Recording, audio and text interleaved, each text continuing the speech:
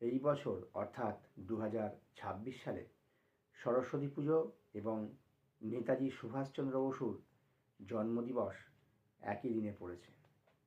সরস্বতী পূজা এবং নেতাজির জন্মদিন একই দিনে পড়া এক মাহাত্ম্যপূর্ণ ঘটনা। কারণ সরস্বতী ঠাকুরের প্রতি নেতাজি সুভাষচন্দ্র বসুর ছিল গভীর নিষ্ঠা।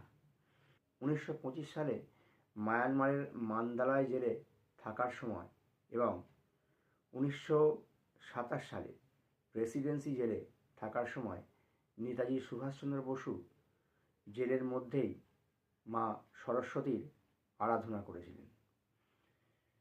তাহলে কি নেতাজি সুভাষচন্দ্র বসু সাম্প্রদায়িক ছিলেন? কখনোই নয়। কারণ নেতাজি সুভাষচন্দ্র বসু বলতেন যে দেশকে স্বাধীন করার জন্য সাম্প্রদায়িক সম্প্রীতির প্রচণ্ড দরকার। তাহলে নেতাজি সুভাষচন্দ্র বসু কেন সরস্বতী পূজা করলেন? আসলে নেতাজির কাছে সরস্বতী ঠাকুর হলেন শুদ্ধতা, সত্য এবং জ্ঞানের প্রতীক, এবং সেই সঙ্গে আধ্যাত্মিকতারও প্রতীক। নেতাজি সবসময় এই শুদ্ধতা, জ্ঞান, সত্য এবং আধ্যাত্মিকতার ওপর জোর দিতেন। তিনি বলতেন যে দেশকে স্বাধীন করতে গেলে এই শুদ্ধতা, জ্ঞান, আধ্যাত্মিকতা, সত্যতা এগুলোর খুব প্রয়োজন। তো সেই জন্যই নেতাজি সুভাষচন্দ্র বসু সরস্বতী পূজা করেছিলেন।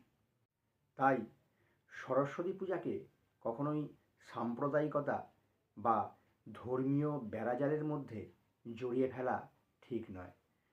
সরস্বতী ঠাকুরের আরাধনা মানে আমাদের মনে রাখতে হবে জ্ঞান, শুদ্ধতা, সত্যতা এবং আধ্যাত্মিকতার আরাধনা। বন্ধুরা, আজ এত অবধি থাক। আবার পরের কোনো ভিডিওয় আপনাদের সঙ্গে দেখা হবে।